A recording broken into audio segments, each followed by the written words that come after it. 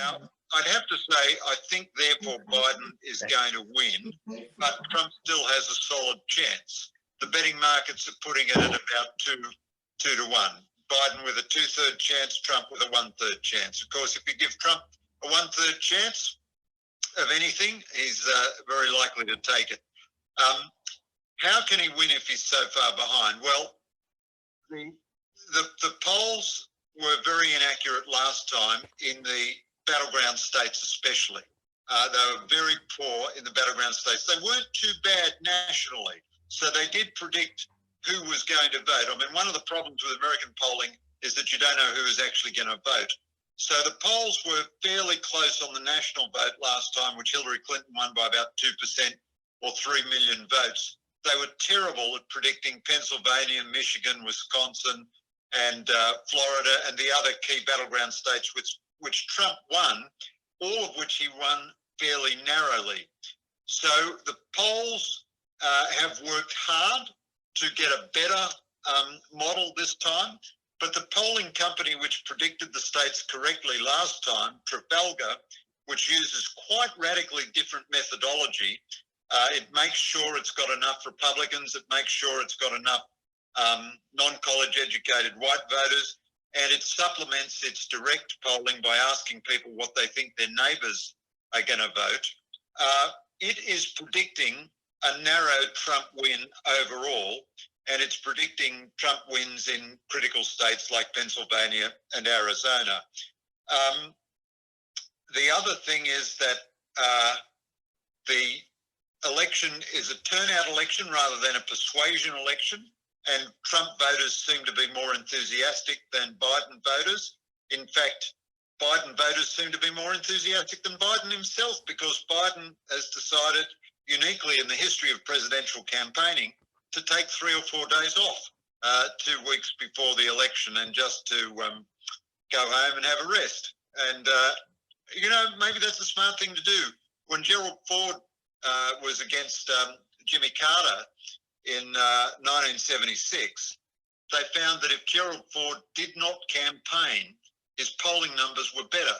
He looked presidential, and he was a real threat to Jimmy Carter. When he went out campaigning, he kind of always got his words mixed up, and his polling numbers went down. So obviously the Biden campaigners learnt that lesson, and they think they've got a good lead, and the only thing that can mess it up is Joe Biden getting his words confused, which he frequently does, so they're keeping him in cotton wool.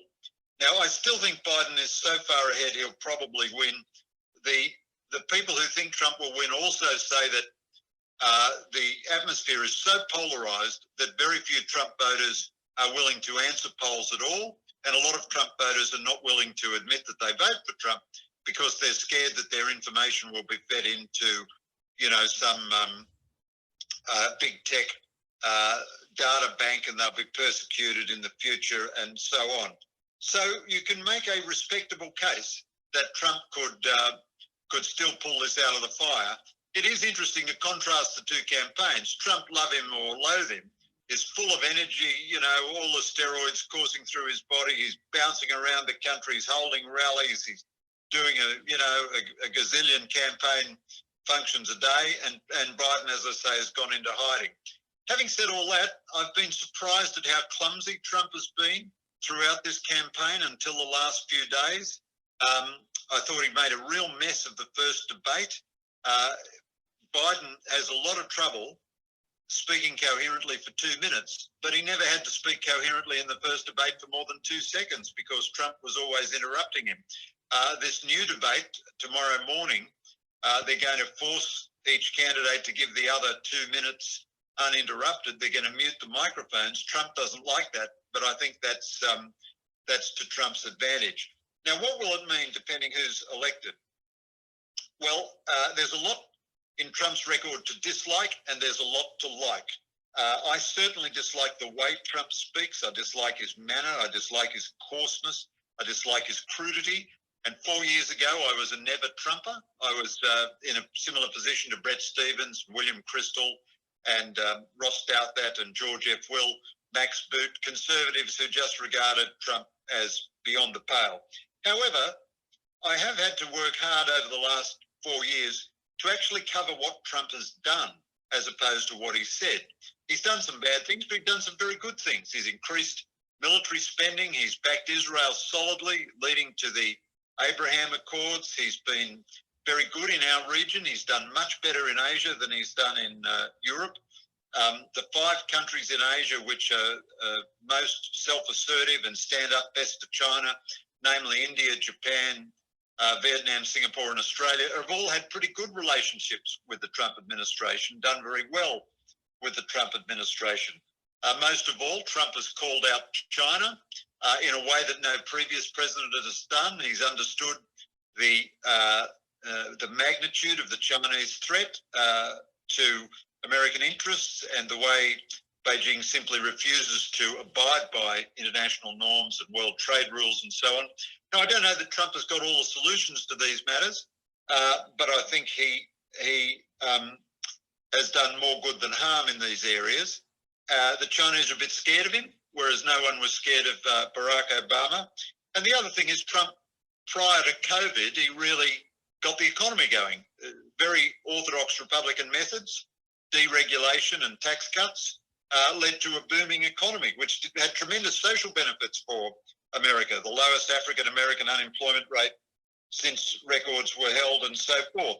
So what would a second Trump term be like?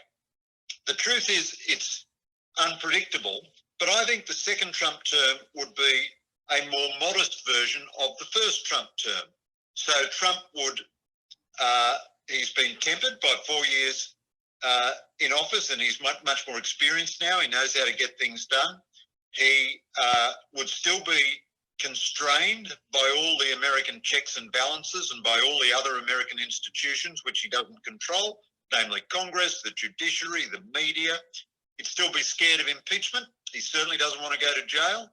And if he behaved too outrageously, depending on the numbers in the Senate, he could be impeached again and this time convicted. So I think it's very unlikely that you would see Trump go wild in some outrageous fashion. And also he'd be worried about his legacy, and he'd be concerned to make sure he didn't leave any grounds for any criminal charges on any basis, no matter how, dishonest they might be, for when he leaves office. And then, of course, every president I've witnessed in my nearly 45 years of journalism focusing on foreign affairs loses power in their second term compared to their first term. So I think all that's kind of reassuring, that a second Trump term would probably be not too bad. I think he'd probably keep Pompeo in the State Department. I think he would probably be okay. Now, on the other hand, you might get a bad Trump. So he could take all the wrong lessons from the first term. He could decide that appointing mainstream people like Jim Mattis and H.R. McMaster and so on was a disaster, and it's better if he appoints dyed-in-the-wool ideologues or absolute sycophants who will be loyal to him no matter what. And so you might see no Mattis, no McMaster, no Nikki Haley, nobody like that, and more either totally anonymous people drawn from very low in the bureaucracy, and therefore who would never have the kind of strength of position to be able to challenge him on anything. Or you might even see some eccentric and weird appointments. You might see members of his family appointed. So John Kennedy appointed his brother Attorney General, but I don't think we'd like it if Trump appointed his sons to cabinet positions.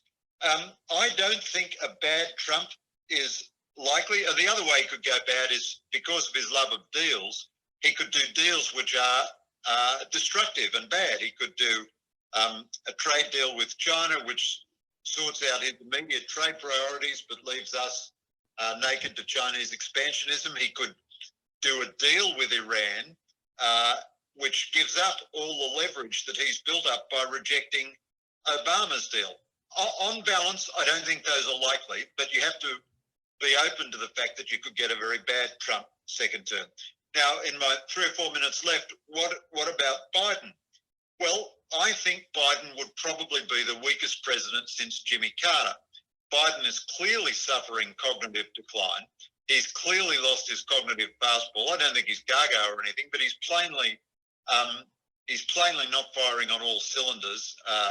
Every sentence that emerges from his lips is a dangerous train, you know, heading towards a derailment and a train wreck. And the things that he says are astounding, and that makes you worry about what his performance would be like in the White House. He will be 78 if he's elected when he's inaugurated, so he will be older on his first day in the job than Ronald Reagan was on his last day in the job. So then you'd have to say, who are the people around him? But whether it's a good Biden or a bad Biden, personnel will be policy. The people, even if Biden is a tremendous success, he won't be a very activist president. It'll be the people he appoints. So the difference between a good Biden and a bad Biden, I think, will be who does he appoint. Now, within the Democratic Party, there is a good, sensible, hard-headed, social democratic, internationalist, alliance-centric tradition represented by people like Kurt Campbell and Michelle Flournoy. There's a strong rumour that Michelle Flournoy might be Defence Secretary. She's very, very good, but of course she doesn't have a lot of political capital. She doesn't have a lot of independent political capital. So if he overlooked her advice, he wouldn't suffer a big price for it. And if he governed in the tradition of those folks, inevitably he will cut defence spending. I think that's very bad. Inevitably he will over-regulate the economy. I think that's very bad. Inevitably he'll pay a lot more attention to climate change. I personally think that's quite bad. But nonetheless, he could be a good centrist, alliance-oriented Democrat, and he will have a lot of goodwill from the international community because he's not Trump, and he could take a hard-headed attitude to China, certainly keep all the benefits of the Abraham Accords in the Middle East, and move beyond the old destructive paradigm which the Obama years represented in the Middle East. However, to be honest with you, I don't think the good Biden is the Biden we're going to get.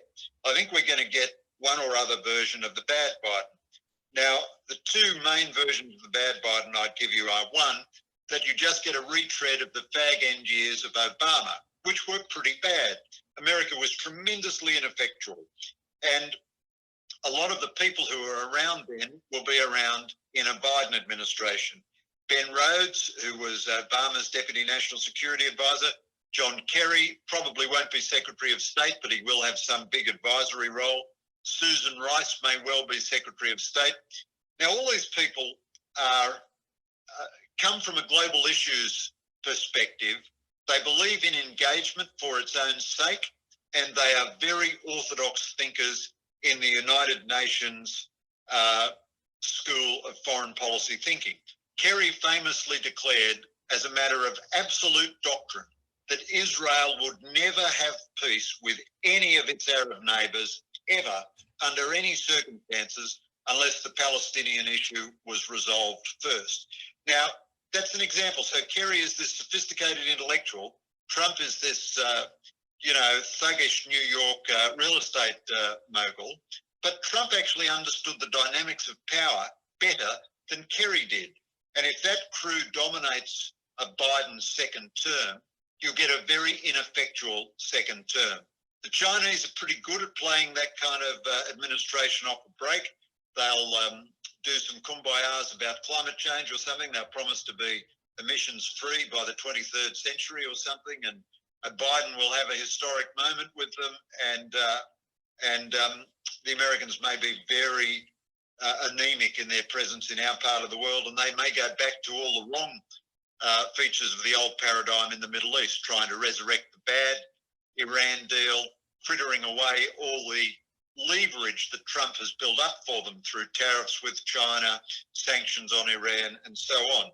And then an even worse version of that would be if the further left people, even than Kerry, Rhodes and Rice, dominate his party. The so-called squad, AOC, Bernie Sanders, Elizabeth Warren. These people will make climate change the overriding crusade of a Biden presidency. That'll be very bad for Australia because we will never go down that road on climate change. I think we're doing a proportionate job on climate change as it is. and I don't think Morrison government is going to do any more. We'll get into a lot of trouble with them, just as Abbott had a lot of trouble from Obama on this issue. But they would be weak around the world. They might make radical cuts to the Pentagon, and they see Western civilization as the enemy, and they will see Israel as an expression of Western civilization. You saw that Anastasia Cortez, whatever her name is, AOC, cancelled an event the other day, cancelled her appearance at an event the other day honouring Yitzhak Rabin, because she felt that was too right-wing and reactionary. Well, if that section of the party can't abide the memory of Yitzhak Rabin, they're going to be a very difficult party in government for Israel and for all of America's allies. Now, and the final, going back to the good Biden alternative, the final case you can make for a good Biden is that Biden will be much more orderly than Trump. And I think that is a thing you can say in favour of Biden. The American system will operate whether it's good or bad policy under Biden. He will appoint cabinet secretaries.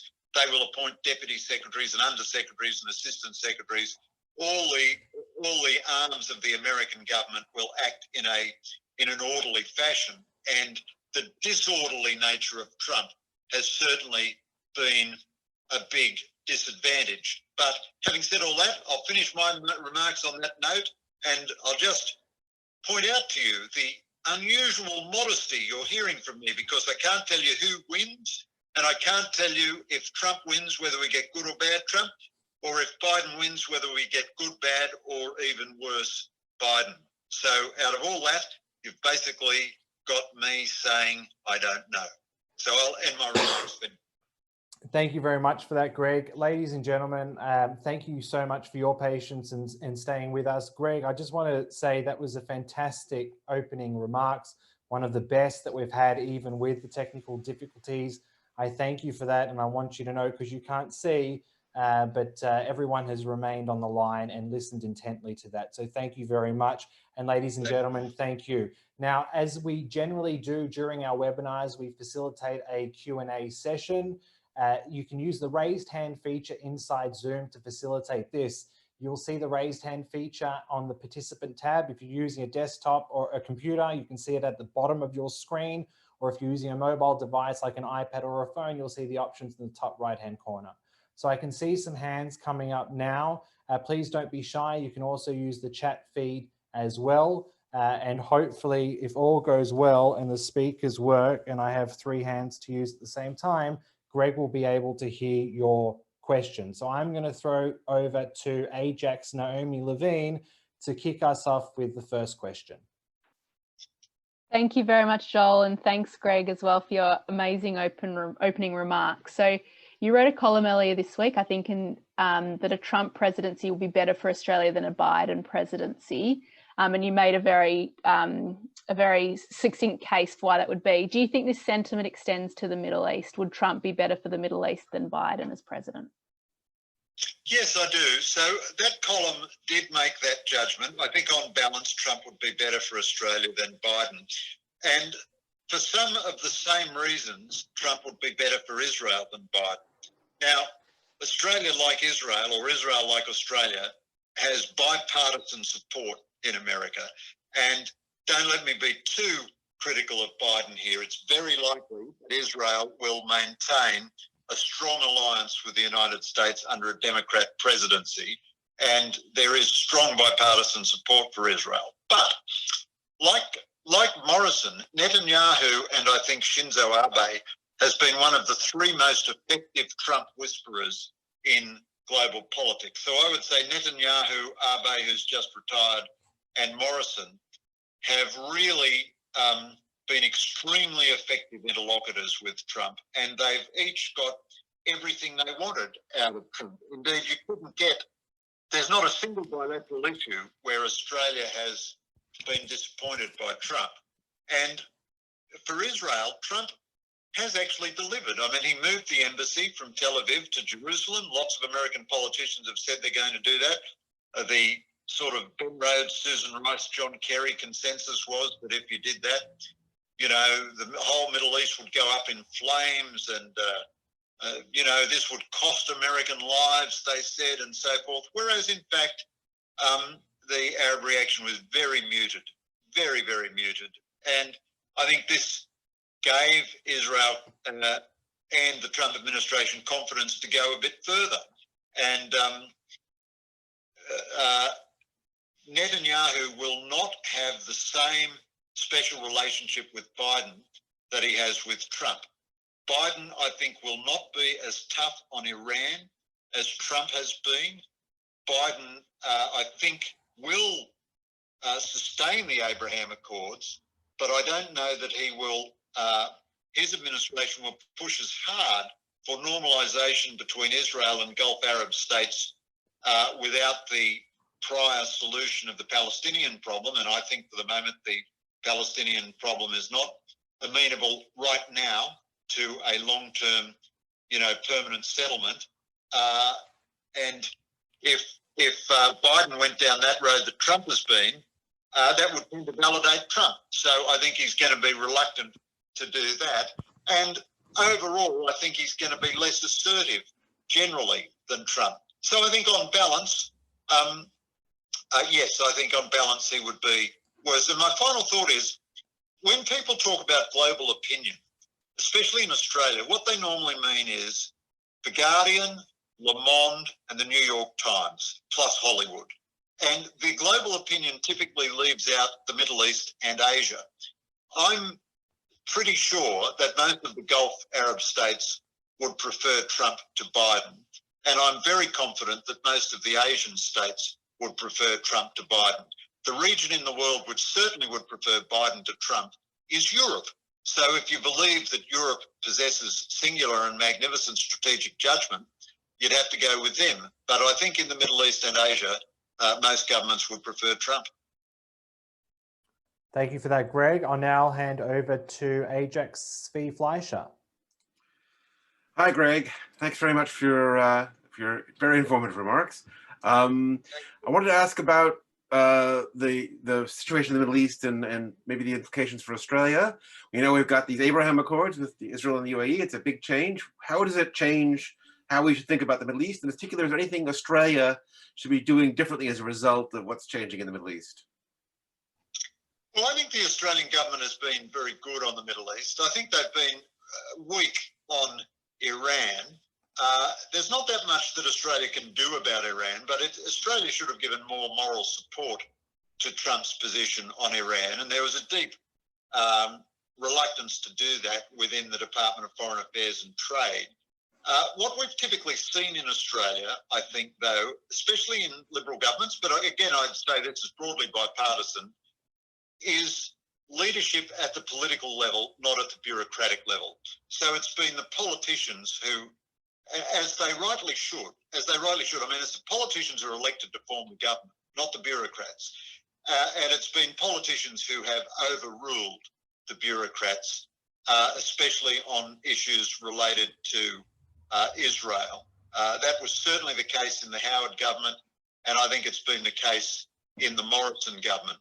Now, you know, we went through that whole episode where Morrison recognised Israeli sovereignty of West Jerusalem. Some Israelis were a little disappointed that he didn't go further and recognise Israeli sovereignty of East Jerusalem. I'd have to tell you honestly that I think he got the balance right. I think it is that you can say East Jerusalem is, and the West Bank generally, is disputed territory, and the parties will solve it through negotiations. Now, I don't think that rules out Israeli sovereignty over East Jerusalem. It's not exactly what the position the Israelis want, but I think it's a pretty good position. And yet you explicitly recognise Israeli sovereignty in West Jerusalem. I think really Australia and Israel are very strong partners, you know, in a wide range of economic areas and in security matters. And I think the Abraham Accords, although no one really noticed it in Australia, but I think they vindicated Morrison's broad approach to Israel and the Middle East.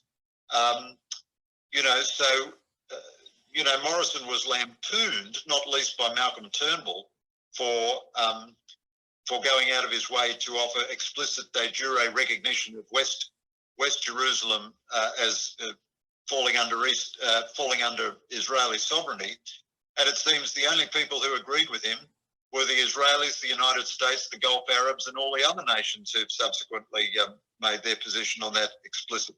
So I think it vindicates Morrison, but on the other hand, you know, we've been so preoccupied with COVID that we haven't had a very sophisticated Middle East discussion these last 6 months. Thank you, Greg. I'll now hand over to the Australia Jewish News's Peter Conn. Thank you, Greg. Couple of questions. Firstly, are you concerned that when Trump is asked to condemn white supremacist organisations and right-wing fringe groups such as QAnon, his responses are vague and grudging? And while properly condemning leftist extremism, he clearly leaves the impression that right-wing extremism is at best a long second place in importance to him. What's your view on that? And secondly, are you concerned that Trump's words and his conduct over the past 4 years of his presidency have coarsened the public dialogue in national and international affairs, particularly his ad hominem attacks on people whose ideas he disagrees with? And I know you've touched on that, but you say, the impression I get is it's not a huge priority for you in your overall assessment of him. Can you elaborate on that? Thanks. So, Peter, look, I would say to you, I agree with the implication of both parts of that question. I strongly agree with that. That's why I was a never Trumper in 2016. I'll get to the white supremacist thing explicitly in a minute, and I don't want to make this answer all about me, but I promise you, if you would like me to, I could send you what would be dozens, if not hundreds, of columns that I've written condemning Trump's words on political opponents, his equivocations on white supremacism, and all the rest. So when I've come to the view that you have to try to make a balanced judgment of Trump, and on balance, I think Trump is better for us than Biden, it's not an unqualified judgment. I mean, I thought Ronald Reagan was much better than Jimmy Carter. That was a 99-1 judgment. Choosing Trump over Biden is sort of a 52-48 judgment for all the reasons that you adduce. I detest the way Trump speaks. I find it utterly detestable. And, you know, when the Access Hollywood tapes were revealed, Mike Pence nearly quit his ticket. But, you know, the world gives us very difficult choices, and elections are binary choices. So without turning too much to American Christians, I followed the debate in a lot of American Christian journals in 2016, and they were very realistic and nuanced and balanced in their assessment of Trump. They said, clearly, this is a very deeply flawed human being. And in the past, we would have said these flaws were so great as to rule him out of contention for the presidency. However, the alternative is a Democratic candidate who will appoint judges who will restrict our religious freedom, restrict our institutions from operating, you know, and to give you one of their pet causes, allow abortion up till the moment of birth, which means the killing, in their view, of innocent human beings. So for them, a vote against that was a human rights vote. Now, you might disagree with their judgments. You might say their judgments were all wrong. But these were conscientious, reasonable, on balance judgments. Now, that's the kind of judgment I make about Trump. I agree that he has coarsened the debate. I absolutely agree with that. One of the dark victories of Trump is that he has provoked all of his enemies into being just as coarse and horrible as he is. And sometimes when Trump is speaking, I think, I really don't like this in a president, but then I just switch on CNN for 10 minutes and listen to all the people who hate him, and I sort of move back into the Trump column. Now, on the white supremacy stuff, Trump has actually condemned white supremacists many, many, many times. Oddly enough, I was just watching a program on Fox the other night, and it just ran a series of clips of him doing that. And he has done it dozens and dozens and dozens of times generically. However, I agree with you that there is a moral failing in Trump in that he doesn't ever want to exercise or emphasise a condemnation of anyone who supports him, no matter how horrible they are. So he will, he absolutely without equivocation condemns the Ku Klux Klan and David Duke and so on. But he doesn't want to spend more than 5 seconds on that, and then he wants to spend 10 minutes condemning left-wing extremism. Now, I do think most of the violence in the United States in the last few months has come from the left. And the riots in the cities, the shooting of policemen and so forth, has come more from the left than the right. But I also agree that right-wing extremism is a significant challenge of civil violence. So that's a hand-wringing sort of answer from me. I can cite lots of columns in my own defence, but at the end of the day, you've got a choice, Trump or Biden. You don't have a choice, Trump or Ronald Reagan or Trump or Franklin Roosevelt. If it was that choice, then I would choose the other candidate. And, in the end, I'm only a commentator and I'm just making a judgment. But I do think that Trump supporters, like Trump opponents, are sometimes foolish in being so partisan that they don't recognise mistakes on their own side of politics. And one of the bad things of the political culture at the moment is that it's become so polarised that people are inclined to say, on the left, we have no enemies on the left, or on the right, we have no enemies on the right. Thank you for that, Greg. Now, ladies and gentlemen, I am cognizant of time. However, with Greg's permission, I wouldn't mind to continue on for another 10 to 15 minutes to get through a few more questions if we can. And I also might take the liberty now of going to the chat and trying to merge 3 similar themed questions into one. And Greg, as some people in the chat have raised the thoughts and feelings and something that you've already touched on vis-a-vis Biden's potential fragility and what that means for Kamala Harris ascending to the presidency earlier than may have been planned. So in the context of that, do you see that as a possibility? And if that's the case, if Kamala Harris does become the president, specifically on the policy towards Israel, do you see that there will be any type of shift or departure from what was the previous Biden administration's policy towards Israel? So, Joel, that's a really interesting question, and it involves so many perplexing uncertainties. You'd have to say, looking at Biden, it's unlikely that he will be able to go for 4 years. It's extremely unlikely that at the age of 82 he could have a second term.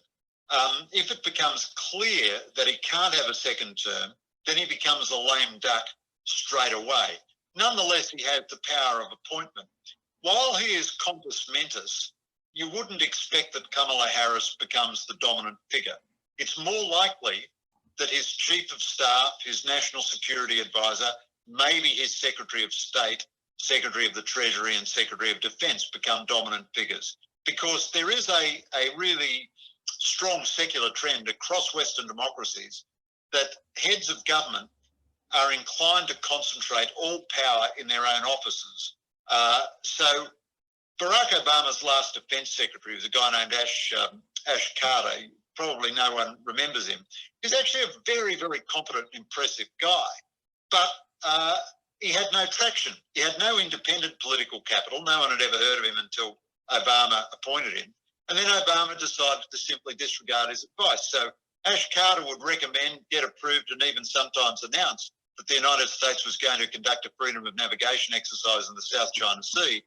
But Obama was having his own negotiations with Xi Jinping, who was saying to him, oh, well, look, I can give you a wonderful kumbaya moment on climate change if you go soft on the South China Sea. So Obama would simply overrule Carter without a second thought.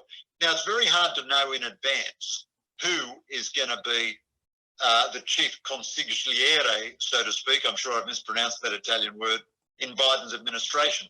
I don't think it's particularly likely to be Kamala Harris.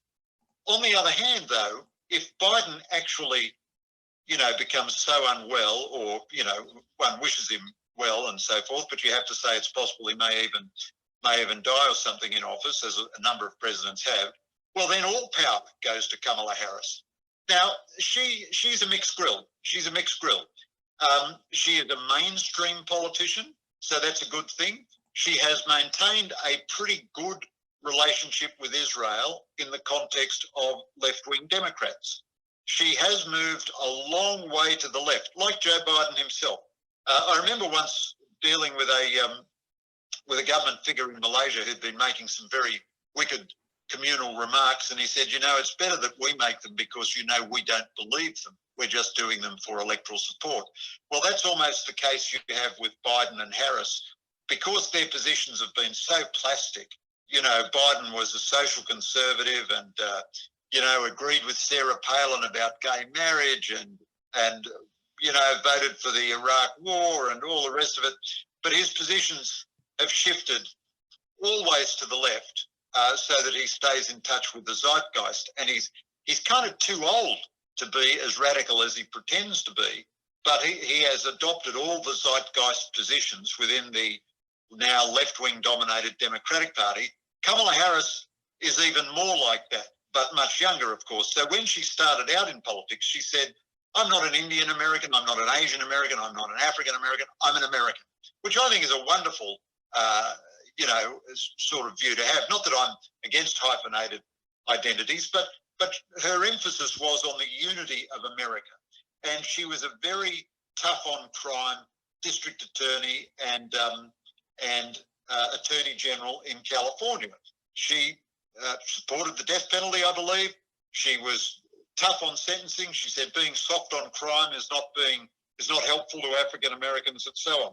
However, her whole party has shifted about 8 standard deviations to the left, and she's run along with them.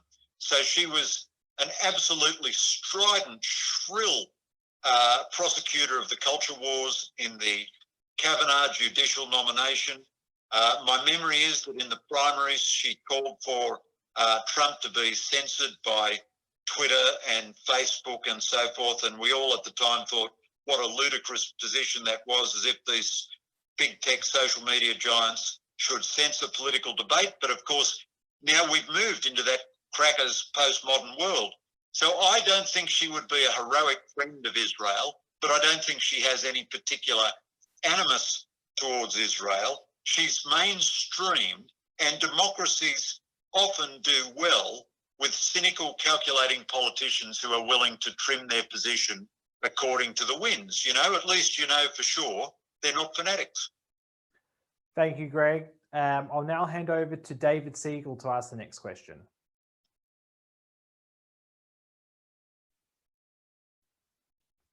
Just unmute yourself there, David. Have I unmuted? Yep, all good. All good. Greg, there's another race going on in relation to elections for other positions. If the is there a chance that the Republicans could possibly lose the control of the Senate? And what would be the circumstances if you had Democrat controlling both parties, yet Trump was the president? Yes, so that's an interesting question. There's a good chance the Republicans could lose the Senate, but I think it's very unlikely that they lose the Senate if Trump wins the presidency. Very unlikely, because they'd have to lose 4 senators to lose the Senate. There's a very strong consensus that they're going to pick up a senator in Alabama. So that means they'd have to lose 5 senators. I mean, if Biden is the president, they only need 50-50, because then they get the vice president can cast a casting vote as the president of the Senate. But if Trump remains president, then they need a 51-49. And that would mean that Trump would have had to have won several states where the Republican Senate candidate lost. I think that's very unlikely. However, if Biden wins well, it's quite possible that the Republicans will lose the Senate.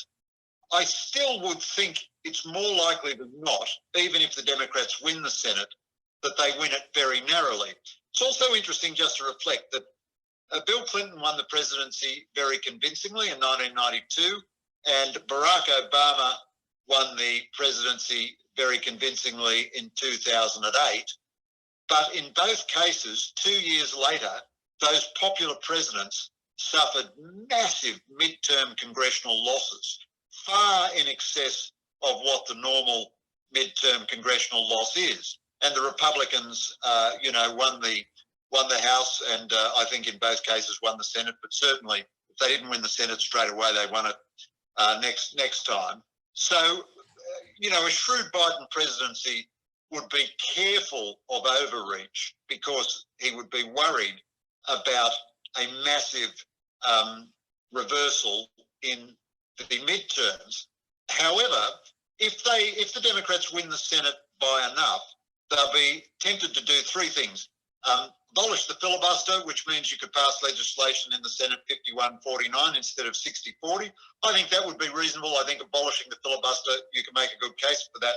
But they'd be tempted to do two other things. They'd be tempted to stack the Supreme Court by enlarging it. It's had 9 members for 150 years. I think it is a gross abuse of an institution if you simply add 5 judges so that you can appoint them. And if you do that, you'll certainly get the case that when the Republicans next control the presidency and the Senate, they will appoint 10 judges so that they can stack the court.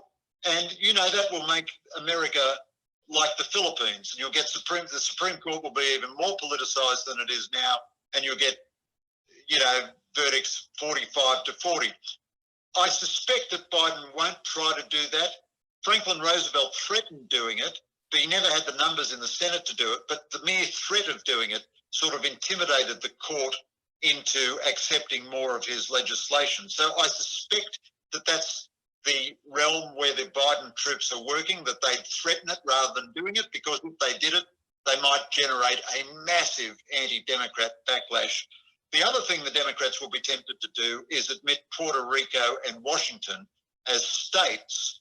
And if they did that, that would mean that it would be much easier for them to win a Senate majority in perpetuity, because Washington, D.C. Never votes for Republicans for anything. Puerto Rico would be a bit more contested, but it still starts with a big advantage for the Democrats. Any of those moves, though, I think would be regarded as an abuse of the system, would massively magnify internal polarization and could lead to a big backlash in the midterms. Nonetheless, those would all be live options. Thank you, Greg. I've got 2 more questions from the audience and then a final question from AIJAC's Jeremy Jones.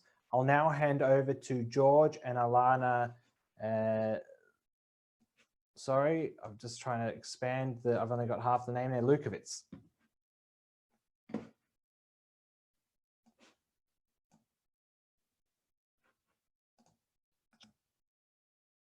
Just unmute yourself there.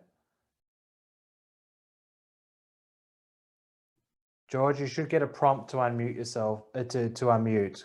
There you go. We can hear you. Yes. Greg, brilliant points as usual. Look, my concern is Taiwan and the risks of Australia being embroiled on the basis of ANZUS. If Trump wins, I don't see Taiwan being taken out. If Biden wins, he'll be in the spotlight and he'll not do anything. And the risk is that Taiwan will be invaded and occupied. China will not get a better opportunity in the next 4 years. And will they go ahead with that? At the moment, I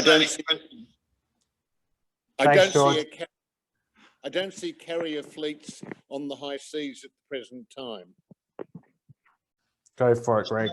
So, George, thanks for that fascinating question. I really have to limit myself to 30 seconds here and, suppress the Fidel Castro element of my personality. But I could talk about Taiwan for 8 hours. I think there is a real danger that China will do something about Taiwan in the next 6 months. They're very unlikely to do it if Trump is re-elected because they're scared of Trump. Trump doesn't deeply care about small democracies, but he's very unpredictable. And the Chinese would be scared that Trump would react heavily. If Biden is elected, I think they might wait until a minute before inauguration or something, especially if America is deeply divided and there are a lot of, contested state ballots and all the rest of it. I don't think they're going to invade. They might, they're very self-confident at the moment. But I think Taiwan is physically a very difficult country to invade. America had the choice in World War II between trying to invade Okinawa or trying to invade Formosa, and they chose Okinawa, and they lost 200,000 men dead. Taiwan is a very difficult place to invade. But I do think the Chinese could do something short of invasion. They could occupy Taiwanese islands, which lie between Taiwan and mainland China. They could blockade a Taiwanese port. They could, at the worst, fire some missiles. They could declare an air defence identification zone over Taiwan. They certainly have a big fifth column of agents within Taiwan. They could get some kind of popular agitation or something, which would only have a tiny minority support within Taiwan, but it might be an excuse for them to do something. But they will be making these calculations very, very energetically.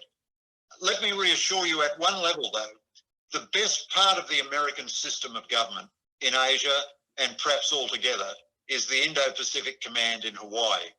And they have a lot of ships and a lot of submarines in the region near Taiwan right now. And when the Chinese Foreign Minister Wang Yi saw Mike Pompeo recently, they met in Hawaii, and I think Pompeo was very, very happy to have the meeting in Hawaii. And the message, I'm fairly reliably informed, is don't you do anything stupid in Taiwan or we'll react very severely.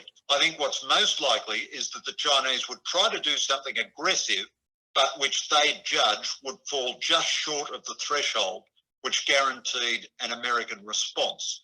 Now, Biden, if he's appointed Michelle Flournoy or someone good as his defence secretary, the whole American system may engage in sufficient messaging that they could discourage the Chinese from doing that. But in short, I think your thesis, Taiwan is in danger, is right. And my final thought is, I'm not so worried that we'll be embroiled. If America was fighting for an independent Pacific democracy and we stayed out of that, then our American alliance would be over and our security would be compromised forevermore. Rest assured, if there is a shooting conflict involving the Americans and the Chinese over Taiwan, there will be some Australian involvement. It might be quite a small involvement, might be just a ship or a submarine or something, but there will be some Australian involvement. Thank you, Greg. Final question from the audience tonight to Leon Podebsky.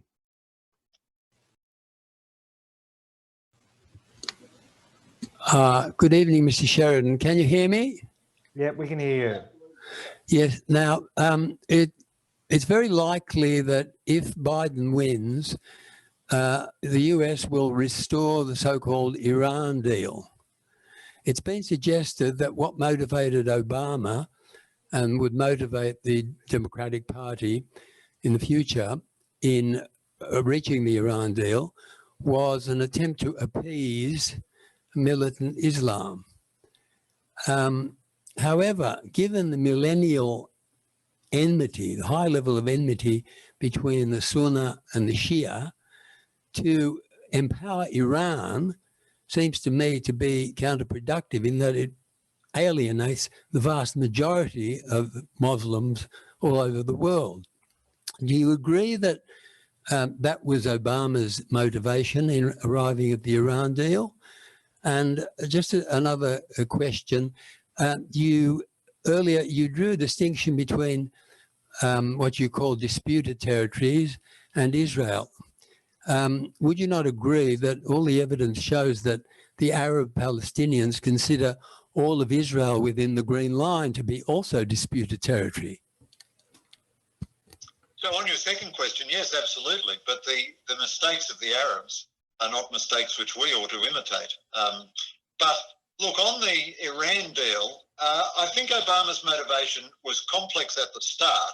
He certainly thought it would reduce tension and his whole general, overture to the Arab world would contribute to peace. Now, the truth is, everything Obama touched in foreign policy turned to ashes, turned to complete disaster. Insofar as he had any role in the Arab Spring, that was a disaster. He taught American allies that he would be disloyal to them. He sandbagged Tony Abbott, the most vicious partisan speech at the G20 in Brisbane, and with no notice. And he betrayed American allies in the Middle East. His one big military intervention was Libya, and that's been an unmitigated disaster. On Iran, I think his motivations were complex. He did think that it might contribute to peace, but by the end, the Iranians had so screwed him, basically, so completely out-negotiated him, that he had to walk away from all of his own red lines in the Iranian deal. And I think what motivated him in the end was simply the feeling that if he walked away with no deal, he would be humiliated. So all he wanted, really, this is a very cynical interpretation on my part, and it's more complex than this, but I think I couldn't say all he wanted, but one of the main things he wanted was just a deal for a deal's sake. Now, what about Biden and the Biden administration? Two things will motivate Biden which are a little unworthy. One is, like every new president, he'll want to be the reverse of the guy that he just beat. So Trump tore up the Iran deal, so Biden will want to reverse that.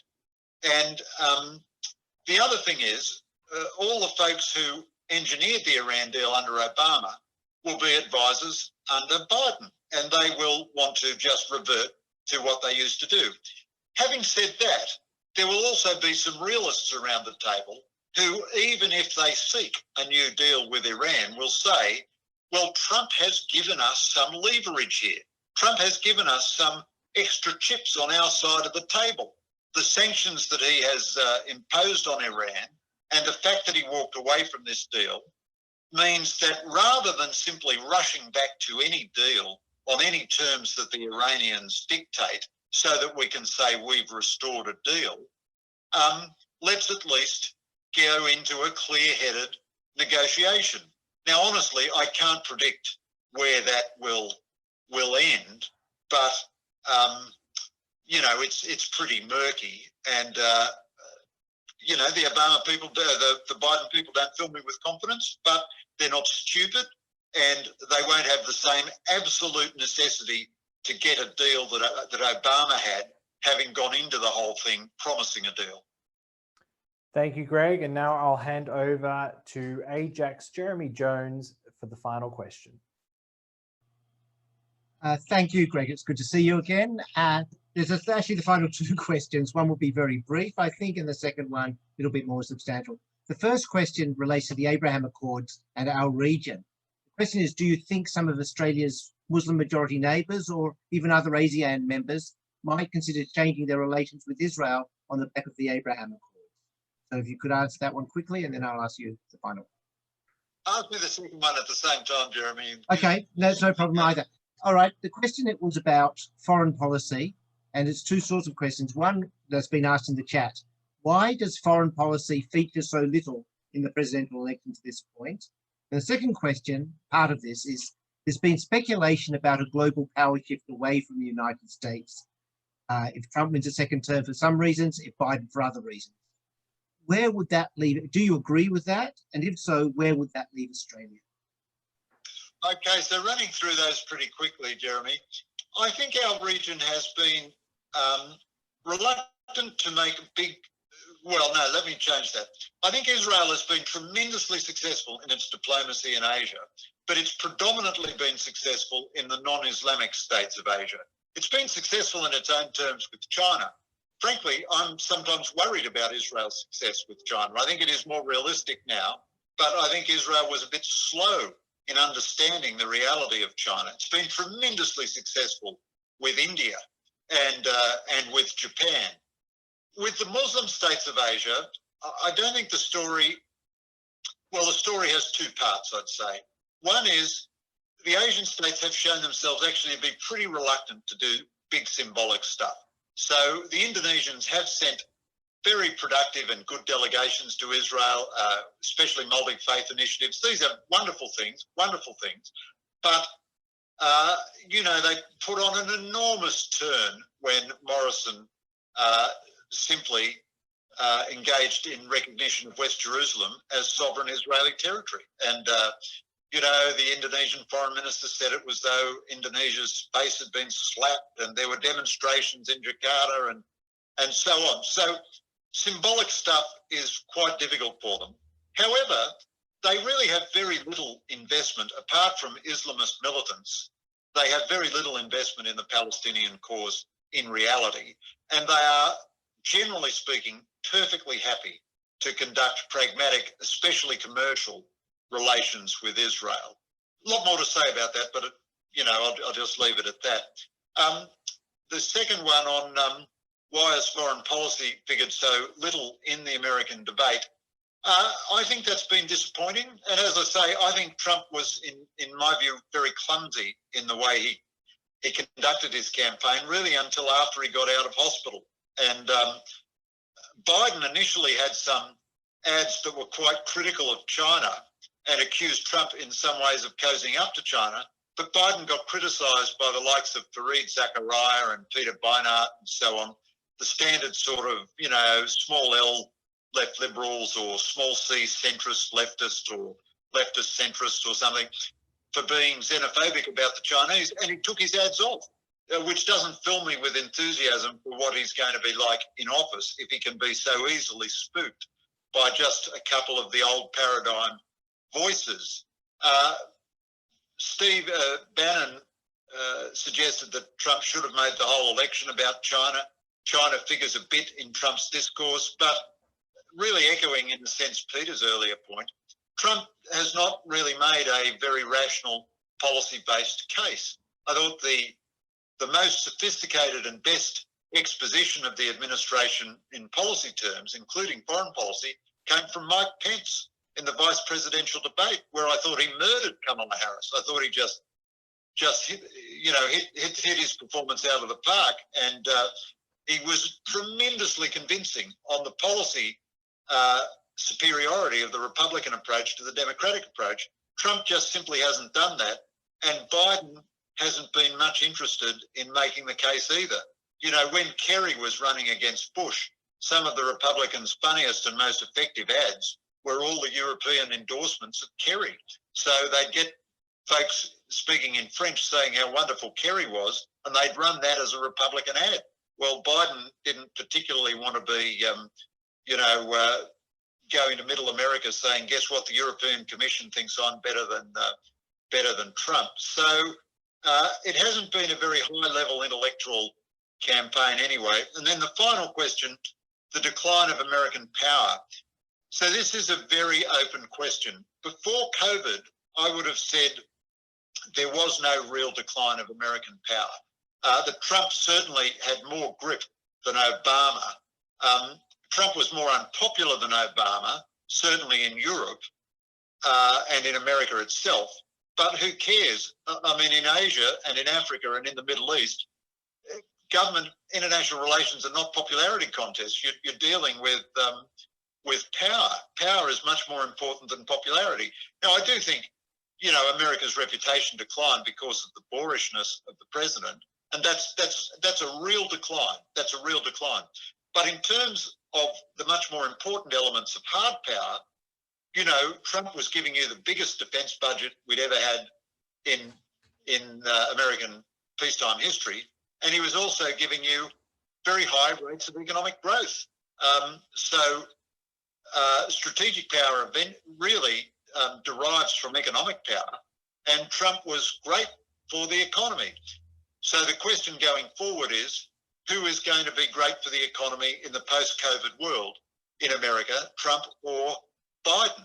So Biden will have the kumbaya factor to some extent. He doesn't have all the identity politics boxes ticked that Obama had, but everybody will like him just because he's not Trump.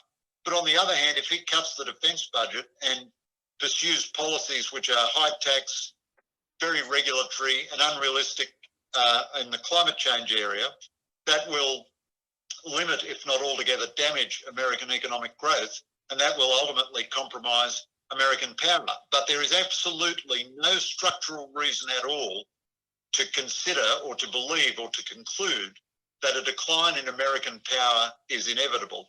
The other thing which can lead to a decline in American power is if America cannot manage its internal polarization. And that is going to continue, that polarization. America has been very polarized in the past. It certainly was in the Vietnam War era, and it's bounced back from it.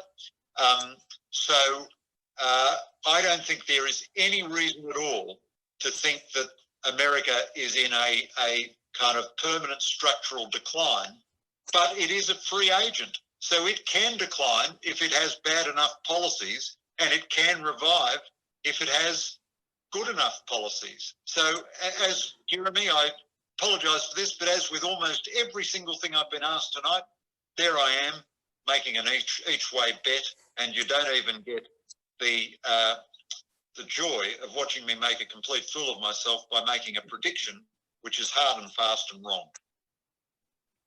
Thank you, Greg, for that. Now, ladies and gentlemen, that is all we have time for tonight. I do want to say, have a few announcements.